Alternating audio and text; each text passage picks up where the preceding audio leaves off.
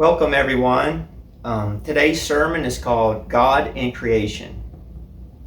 Genesis tells us that in the beginning, God created the heavens and the earth, and the Spirit of God moved upon the face of the waters. And then God said, "Let there be light," and there was light. He then created the atmosphere, land and plants, the sun, moon, and stars, and then the birds and sea creatures. And finally, the land beasts of the earth and humans. Genesis 1:27 says, "So God created man in his own image. In the image of God, he created them. Male and female, he created them." And finally, on the seventh day, God rested. There's no doubt that God was involved in our creation. His intelligent design is around all of us. The Bible tells us that creation testifies to all of us, and that this revelation of nature itself leaves people without excuse for the rejection of the true God.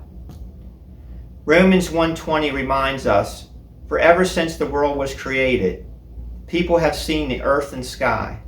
Through everything God made, they can clearly see his invisible qualities, his eternal power and divine nature. So they have no excuse for not knowing God." So why do so many people reject this truth? The reason they reject the truth is because they reject God. And the reason they reject God is because they lack faith. And the reason they lack faith is because they lack understanding. They claim the Bible is flawed because it was written by men. Yet they claim every other book written by men as credible. The Bible, written by a divine God through his prophet, is rejected.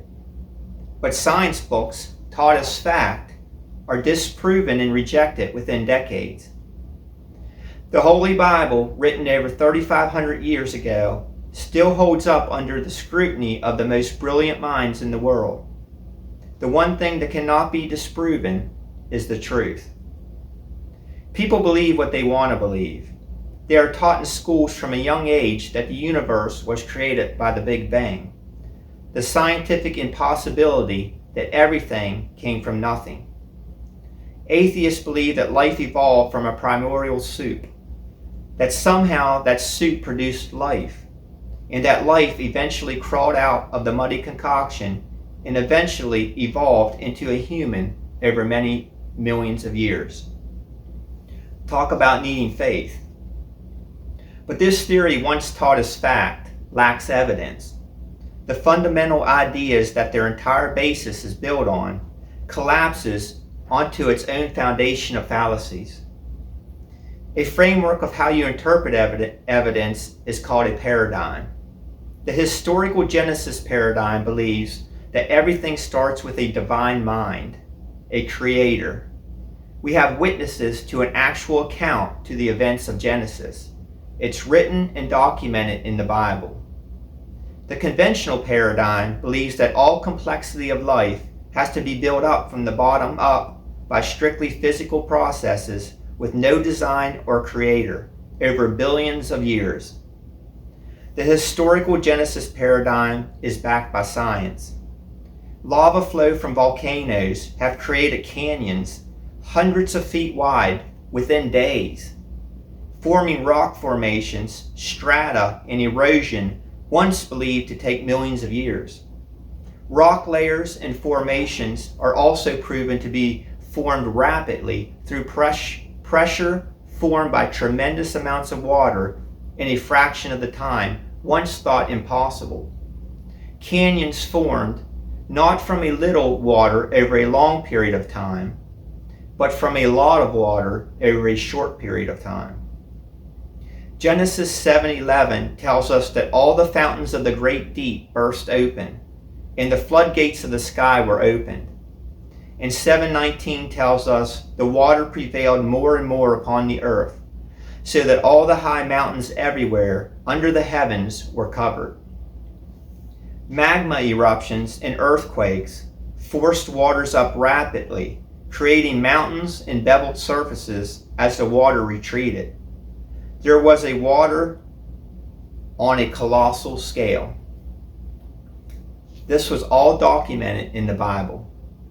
Atheists want to reject the great flood of the Bible, yet ocean fossils are found on every mountaintop in the world, including Mount Everest, which is over 5 miles high. Recently discovered tissue with cells consisting of proteins and collagen were found in Triceratops and T-Rex bones. This is a complete violation of the entire dating process. Fossils believed to be hundreds of millions of years old are now believed to be only 4,000 to 5,000 years old, placing the dinosaurs at the time of the Great Flood. Our Christian faith in our Creator is substantiated in everything around us, when the evolutionist lacks evidence to support it. God built into our DNA the ability to adapt. Adaptation in DNA proves that all species come from their kind, and that no creature can evolve from one kind to another. Even fossil records lack transitional forms, showing the same animal in fossil layers 100 million years apart, according to evolutionary scientists. Science will continue to try and tell the story of the Earth and where we come from. But the deeper it dives into its history, the more it will continue to verify what Christians already know to be true, that God is the Almighty Creator. So many people put their pride before faith. But regardless of what you believe, there is one thing that is certain, and that is death. So you must be absolutely sure in your belief, without a shadow of a doubt, because making the wrong choice will have dire consequences. Remember, just because you don't believe in God doesn't mean He doesn't exist. Death is wages we pay for sin, and because of sin, we put ourselves into a perpetual falling nature. And because of this fallen state, it is in our very essence to push back against or even reject God. Sin is a disease spreading like a cancer, eating away at the fabric of our morality. It slowly consumes our flesh, the same way immorality of sin devours the flesh of the Spirit. The cure lies within the grace of God. His grace acts as a medicine to eradicate the decadence caused by sin.